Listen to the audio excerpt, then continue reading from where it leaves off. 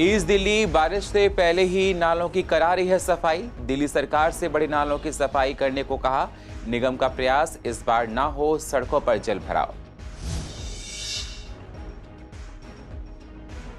व्यापारियों ने सीएम से दुकानें 24 तारीख से खोलने के लिए कहा। दुकानें और गोदामों में रखा सामान हो रहा है खराब।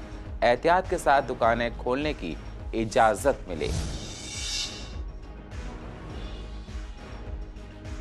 स्वामी दयानंद अस्पताल में बारिश के बाद अस्पताल में भरा पानी। मरीजों को आने जाने में हो रही हैं परेशानियां। जल भराव से कई और बीमारियों का खतरा बढ़ा है।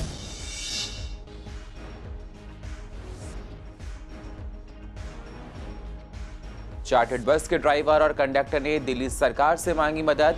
ऑटो वालों की तरह हमको भी दी जाए आर्थिक मदद। लॉकडाउन में बेरोजगार, घर चलाने को पैसे नहीं।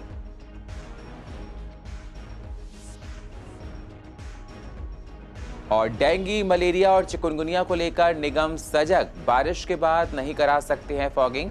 फॉगिंग से होती है कोविड मरीजों को परेशानी। कर्मचारी माइक लेकर लोगों को कर रहे हैं जागरूक।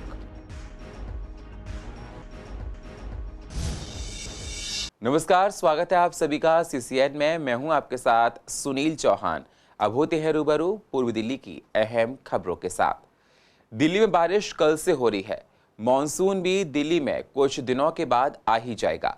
हर साल देखा जाता है कि बारिश के मौसम में दिल्ली वालों को जलभराव की वजह से काफी परेशानियां होती हैं। ईस्ट एमसीडी चाहती है कि इस बार बरसात के मौसम में लोगों को जलभराव से परेशान ना होना पड़े। इसको देखते हुए निगम मशीनों के माध्यम से नालों की सफाई करा रहा है। साथ ही पार्षद संदीप कपूर ने दिल्ली सरकार से अनुरोध किया है कि बड़े नालों की सफाई दिल्ली सरकार समय पर कराए, जिससे लोगों को बरसात के मौसम में परेशान ना होना पड़े। और आप सबको पता है कि बारिश के आने से पहले जो बड़े नाले हैं, छोटे नाले, उनको साफ करने का काम हमारा शुरू हो चुका है। वैसे तो इस समय पूर्वी दिल्ली में केंद्र सरकार द्वारा दी गई 2 सुपर सकर मशीनें, उसके अलावा 6 हमारे पास सक्शन कम जेटिंग मशीन्स हैं, जिनके द्वारा पूरे साल पूर्वी दिल्ली के नालों की हम सफाई करते हैं। और आप सबको ये भी पता है कि 4 फुट से जो छोटे नाले हैं और 60 फुट से छोटी जो सड़कें हैं वही पूर्वी दिल्ली नगर निगम के पास है। इनसे बड़ी सड़कें और बड़े नाले ये जो है पीडब्ल्यूडी देखता है। लेकिन पूर्वी दिल्ली नगर निगम की कोशिश रहती है कि बरसात से पहले इन सभी नालों को मशीनों द्वारा मैनुअली साफ किया जाए, और ये काम अभी युद्ध स्तर पे चालू है कोरोना काल होने के बावजूद। और मैं आशा करता हूँ कि पूर्वी दिल्ली के हमारे जो कर्मचारी है सतत मेहनत करके इस बार जो है जल भराव की समस्या को पूर्वी दिल्ली से पूरा दूर करेंगे।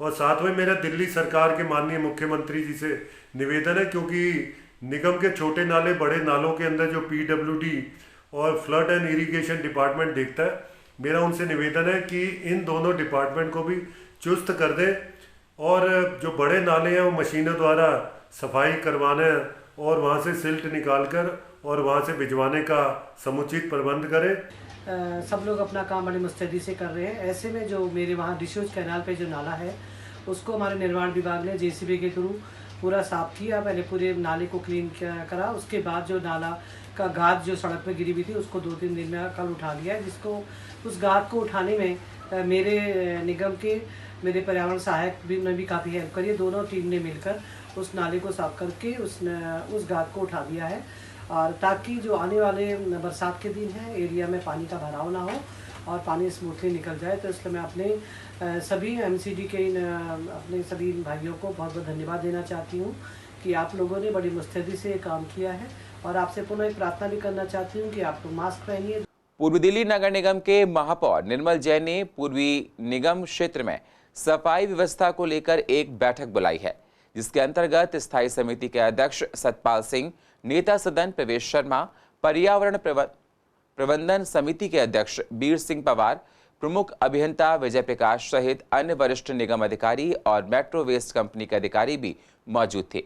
बैठक में मेयर ने कहा कि स्वच्छ भारत मिशन के तहत घर घर कूड़ा उठाने का जो कार्यक्रम चल रहा है, उस संबंध में अधिकारी ये सुनिश्चित करे कि पूर्वी निगम क्षेत्र के सभी घरों, सभी गलियों और सड़कों से भी कूड़ा नियमित रूप से कूड़ा उठाया जाए। मेयर ने मेट्रो वेस्ट कंपनी को भी सख्त निर्देश दिए हैं कि प्रत्येक वार्ड के 100% घरों से कूड़ा इकट्ठा किया जाए और गलियों और सड़कों से भी कूड़ा उठाने के लिए समुचित संसाधन और स्टाफ मुहैया कराने का आदेश दिया जाए। मेयर ने अधिकारियों को निर्देश दिए कि ऐसी व्यवस्था की जाए जिससे मैं क्षेत्र के प्रत्येक वार्ड की सफाई व्यवस्था की निगरानी का दायित्व किसी अधिकारी को दिया जाए, जिससे संबंधित वार्ड की सफाई व्यवस्था की जिम्मेदारी सुनिश्चित की जा सकेगी। इसके अलावा मेयर ने कहा कि क्षेत्र के सभी शमशान घाट और प्रमुख सार्वजनिक स्थलों की सफाई व्यवस्था का भी विशेष रूप से ध्यान रखा जाए। उन्होंने कहा कि पूर्वी दिल्ली नगर निगम क्षेत्र में बेहतर सफाई व्यवस्था के लिए प्रतिबद्ध है और इस संबंध में किसी प्रकार की कोताही बर्दाश्त नहीं की जाएगी। सफाई से संबंधित जो कॉरपोरेशन का सबसे महत्वपूर्ण कार्य है, उस संबंध में एक हमने बैठक उच्च अधिकारियों के साथ की। हम सब कोरोना महामारी के खिलाफ लड़ रहे हैं, उसके अंदर सफाई व्यवस्था पूरी तरीके से चौबंद रहे, कहीं भी गंदगी का ढेर ना लगे, कहीं भी कूड़े का ढेर ना लगे। इस महामारी से बचने के लिए पूर्वी दिल्ली नगर निगम ने पूरा इसका इंतजाम किया है और घर घर से कूड़ा इकट्ठा किया जा रहा है। उसके लिए हमने मेट्रो वेस्ट कंपनी को निर्देश दिया है कि प्रधानमंत्री आदरणीय श्री मोदी जी का जो स्वच्छ भारत मिशन है, उसके अंतर्गत प्रत्येक घर से कूड़ा इकट्ठा किया जाए। इसी प्रकार जहाँ पर कोविड से प्रभावित कैंटोनमेंट जोन है, जहाँ कोविड से प्रभावित मरीज हैं, वहाँ से बायोमेडिकल वेस्ट इकट्ठे करने का भी काम लगातार हमारा स्पेशलाइज तरीके से हो रहा है, वो हमारी एक अलग टीम करती है। दिल्ली में लॉकडाउन लगे होने की वजह से व्यापारियों को काफी परेशानी हो रही है, जिसे देखते हुए गांधीनगर के दुकानदार ने मांग की है कि 24 मई से दुकानों को खोल दिया जाए। दुकानदारों का कहना है कि दुकानों पर रखा माल अब खराब होने लगा है, सीजन के कपड़े भी गोदामों में भरे पड़े हैं। अब दिल्ली में मरीज भी कम है तो कुछ पाबंदियां लगाकर दुकानों को खोलने की अनुमति दे दी जाए। इसके लिए मार्केट एसोसिएशन ने सीएम अरविंद केजरीवाल को पत्र भी लिखा है। बहुत माल अंदर डैमेज होने की आशंका है। फिर एक तरफ हमारे माननीय मुख्यमंत्री हाथ जोड़ के कहते हैं कि प्लान मत करो लेबर को, और लेबर अगर प्लान नहीं करती तो लेबर को फिर काम चाहिए तो पुलिस की इतनी शक्ति है कि वो फैक्ट्रियों में ऊपर या फैक्ट्रियों में घुस के, बजाय ये टाइम किसी को तंग करने का, फंसाने का या उसको डांटने का या उसका चालान करने का नहीं है। क्योंकि जैसे हालात दिल्ली और देश की चल रही है या रही है पीछे, उससे तो हम चाहते थे कि लॉकडाउन और बढ़े, परंतु जो दुकानदार और जो छोटे दुकानदार, जो छोटे फैक्ट्री वाले हैं, इसमें सब दिक्कत में आए हुए हैं। मार्केट वाले ही थोड़ा सा परेशान भी हैं और पहले लॉकडाउन से ही परेशान है। और सबसे बड़ी बात यह है कि भाई पहले माल पड़ा हुआ है, जो माल है वो सीजन वीक के माल होते हैं। अब जैसे टी शर्ट है या शर्ट है या कोई चीज़ है जो अब चलने वाली है, वो आगे थोड़ा सा नहीं चलेगी, तो माल काफ़ी एंड भी हो रहा है और माल ख़राब भी काफ़ी हो रहा है। जैसे धूल मिट्टी चढ़ जाती है, थोड़ा साफ सफाई भी हो जाएगी। हम शर्तों के कारण मार्केट खोलने के प्रयास करते हैं और ये हमारी गुजारिश है कि आप थोड़ी हमारी सुनवाई करें। पिछले साल भी हमारे व्यापारी इस कोरोना के लॉकडाउन से काफ़ी जूझे थे परेशानियों में। लोगों के पास मालों के स्टॉक पड़े रह गए थे जो इस साल तक भी नहीं कवर कर पाए थे, और इस साल लोगों ने सीजन और ईद को देखते हुए डबल स्टॉक अपने पास कर रखे हैं, जिसमें कि लोगों के बहुत सारे स्टॉक डेड हो गए हैं। और आगे अगर लॉकडाउन 24 तारीख को नहीं खुला, जैसा प्रधान जी हमारे मेहनत कर रहे हैं, प्रधान जी ने हमारे माननीय केजरीवाल जी को भी लेटर लिखा है, और अगर लॉकडाउन नहीं खिलता तो गर्मी का माल भी एंड हो जाएगा। इसलिए मेरी माननीय मुख्यमंत्री जी से और सभी प्रशासनिक अधिकारियों से निवेदन है कि ये लॉकडाउन अब खुलना बहुत जरूरी है, ताकि व्यापारी इस मुद्दे की मार से पहले ही जूझा हुआ था, आगे से और ज़्यादा परेशान ना हो। राजधानी दिल्ली में भी ऐसे सैकड़ों चार्टर्ड बस के ड्राइवर और कंडक्टर हैं जो लॉकडाउन के बाद घर बैठे हुए हैं। सैकड़ों हजारों चार्टर्ड बसें खड़ी हुई हैं, जिसकी वजह से उनको तनख्वाह नहीं मिल पा रही है। वहीं ऐसे ड्राइवर और कंडक्टर्स का कहना है कि सरकार ने ऑटो ड्राइवर के लिए तो 5,000 रुपये प्रति महीने की घोषणा कर दी, लेकिन हम जैसे सैकड़ों ड्राइवर और कंडक्टर का क्या होगा, हमारा घर कैसे चलेगा। दिल्ली सरकार को हमारे लिए भी कुछ सोचना चाहिए, हमें भी सरकार की तरफ से कुछ मदद मिलनी चाहिए। हम दिल्ली से गुड़गांव चला। अभी क्या लॉकडाउन लगी है? लॉकडाउन लगी दिल्ली केजरीवाल सरकार ने ऑटो वालों के लिए 5,000 हम लोगों के लिए कोई सुविधा नहीं हो पाई। तो अभी आप लोग घर कैसे चला रहे हैं, कहाँ से? नहीं सर, ऐसे ही अपने जो पिछला रखा है थोड़ा बहुत खा रहे और कुछ नहीं है। ज़्यादा करेंगे घर भाग जाएंगे और क्या होगा। बीमारी भी हो जाती बच्चे पर, तो थोड़े बहुत बुखार भी आ जाता तो क्या करते हैं, डिस्पेंसरी भागते, दवाई नहीं मिलती है, लाइन लो खड़े रहो। तो सरकार से ये कहना चाहते सर, मदद करिए सर। लॉकडाउन में जी बैठे हैं जैसे, और क्या करेंगे, सब गाड़ियाँ खड़ी हैं। पहले हम चलते थे गुड़गांव से डाबर कंपनी में, कंपनी बंद होने सारी गाड़ियाँ खड़ी हैं, कुछ है नहीं, मालिकों पर बैठे हैं खाली, सब ड्राइवर बैठे हैं, हमारे 50 ड्राइवर सारे खाली बैठे हैं। अब ऑटो वाला को तो कुछ मिल रहा है, मगर ड्राइवर को क्या मिल रहा है, कुछ नहीं मिल रहा। घर का खर्च बस ऐसे ही चल रहा है जी, कुछ है और कुछ मान ली के लोगों ने बैठा रखा है, कुछ दे रहे हैं खर्चे पाने लायक, मगर सबको नहीं मिल रहा ना। सरकार से तो अपील यही करेंगे, जैसे ऑटो को मिल रहा है ऐसे ड्राइवरों को भी कुछ दिया जाए। बाहर के लोग सैलरी दे रहे हैं, मगर पहले 17 थी, अब 10 दे रहे हैं, मगर कुछ ना कुछ दे रहे हैं, खर्च चल रहा है। दिल्ली में बारिश की वजह से तापमान में गिरावट देखी गई है। जगह जगह पूर्व दिल्ली में जल भराव भी हो गया था। कोरोना महामारी वैसे भी अपना कहर बरपाई हुए है, उसके बाद बारिश से होने से और भी बीमारियां होने का खतरा सता रहा है। ईस्ट दिल्ली की हेल्थ चेयरपर्सन कंचन महेश्वरी का कहना है कि हम लोग बारिश होने के बाद फॉगिंग नहीं करा सकते, इससे कोविड मरीजों को खतरा है। साथ ही कर्मचारी घरों में जाकर भी समय चेकिंग कर रहे हैं। हालांकि निगम के कर्मचारी माइक के द्वारा गलियों में जाकर लोगों को डेंगू, मलेरिया और चिकनगुनिया को लेकर जागरूक कर रहे हैं। बता रहे हैं कि घर में, कूलर में, प्लांट्स में पानी को इकट्ठा ना होने दें, जिससे बीमारियां ना पनपें। डेंगू, मलेरिया, चिकनगुनिया दोनों से हमें लड़ना है और जीतना है। कोरोना की वजह से बारिश होने के बाद अभी भी हम फोगिंग नहीं करा सकते, क्योंकि फोगिंग से निकलने वाले धुएं से जो कोविड के पेशेंट हैं उन्हें दिक्कत होती है।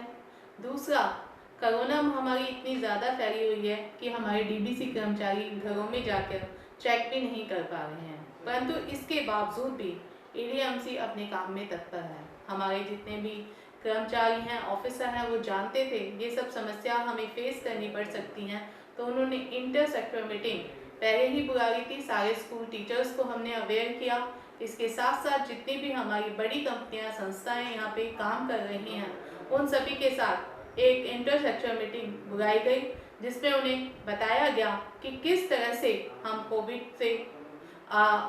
के साथ साथ हम डेंगू, मलेरिया, चिकनगुनिया से अपने आप को बचा सकते हैं।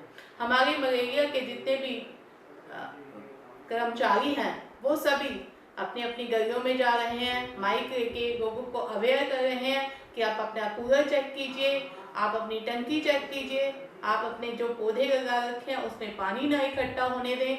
ये सारी बातें अवेयर कर रहे हैं, लोगों को बता रहे हैं। उसके साथ साथ वो गलियों में जाकर जो कूलर में डालने की दवाई है वो भी वो लोगों को दे रहे हैं। कोरोना की वजह से दिल्ली का बुरा हाल है। कोरोना की थर्ड वेव आने वाली है, जो ये नया स्ट्रेन बच्चों के लिए ज्यादा हानिकारक है। डॉक्टर गौतम ने बताया कि नया स्ट्रेन बेहद खतरनाक है और ये अभी और देशों में फैला हुआ है। इसको रोकने के लिए हम लोगों को सभी प्रयास करना चाहिए, नहीं तो आगे चलकर ये नया स्ट्रेन हम लोगों के लिए मुसीबत बन सकता है। नया स्ट्रेन और जो सिंगापुर स्ट्रेन करके जो ये कोविड का बताया जा रहा है, ये डेफिनेटली देखा गया है कि बच्चों के अंदर जो है इसका असर ज्यादा है।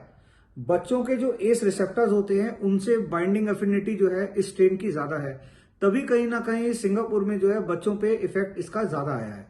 अगर ये स्ट्रेन जो है इंडिया में आता है तो ये पूरी संभावना है कि इंडिया के अंदर जो थर्ड वेव आएगी उसके अंदर बच्चों पे इफेक्ट जो है कोरोना का बहुत ज्यादा हो सकता है। इसलिए एक तरह से ये सही है कि हमारे को ये प्रिकॉशंस पहले पूरी ले लेनी चाहिए, हमें पूरी सावधानी बरत लेनी चाहिए कि अगर ये स्ट्रेन कहीं पे है, कहां कहां ये आइडेंटिफाई हो रहा है, किन किन जगहों में जो है हम ये देख रहे हैं कि बच्चों पे इफेक्ट ज्यादा हो रहा है, और उन जगहों से फ्लाइट्स का जो है वो रोक लगा देनी चाहिए इंडिया में आने के लिए।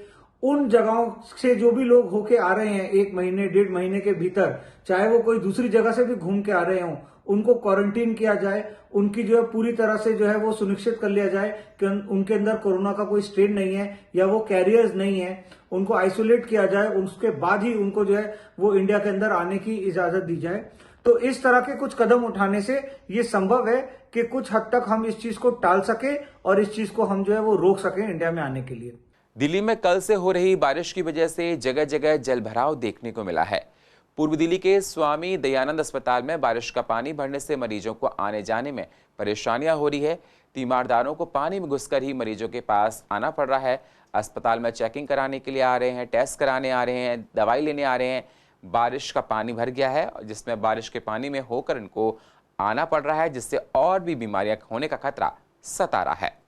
लाने में तो काफ़ी दिक्कत हो रही है यहाँ पर, और अब हमारी पेशेंट एडमिट है अंदर, तो उसके लिए काफ़ी मैं भी घूम कर आना पड़ा। फिर भी बीच में गाड़ी बंद हो गई थी, इतना पानी भर रहा बीच में। पानी के अंदर से आना पड़ रहा है? हाँ, पानी के अंदर से आना पड़ रहा पाइप से।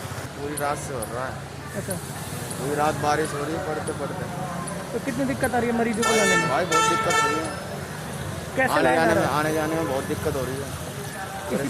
पानी से निकल रहे हैं मरीज इसी से? भाई इसी से जाना पड़ रहा है, वो कहाँ से जाएगा। ये कई दिन से भर रहा है सर पानी, 2-4 दिन हो गए सर। क्या दिक्कतें आ रही हैं सर पता नहीं सर, इनकी प्रशासन की दिक्कत है सर, ये इनको हॉस्पिटल वालों की। मरीज कैसे आना जाना कर रहे हैं पानी में? सर मरीज पानी में आना जाना कर रहे हैं सर, उनको बड़ी प्रॉब्लम हो रही है आने जाने में। गाजीपुर बॉर्डर पर किसानों का आंदोलन लगातार जारी है। बारिश होने से टेंट उखड़ गए, किसानों को परेशानियां भी उठानी पड़ी। किसानों ने टेंटों को सही किया, बारिश में भीग गए बिस्तर को सुखाया गया। किसानों का कहना है कि जब तक काले कानून को वापस नहीं लिया जाएगा तब तक हम लोग यहां से नहीं हटेंगे। कल आई बारिश की वजह से किसानों को परेशानियां उठानी पड़ी, उनका राशन भी भीग गया था, टेंट भी उखड़ गए थे, अब उन्होंने ठीक कर लिए हैं। लेकिन किसानों का यही कहना है कि जब तक तीनों काले कानून वापस नहीं होते हैं तब तक हम लोग यहाँ से नहीं हटेंगे। अभी भी कुछ टेंटों में पानी बारिश का भरा हुआ है, किसान उनको निकाल रहे हैं।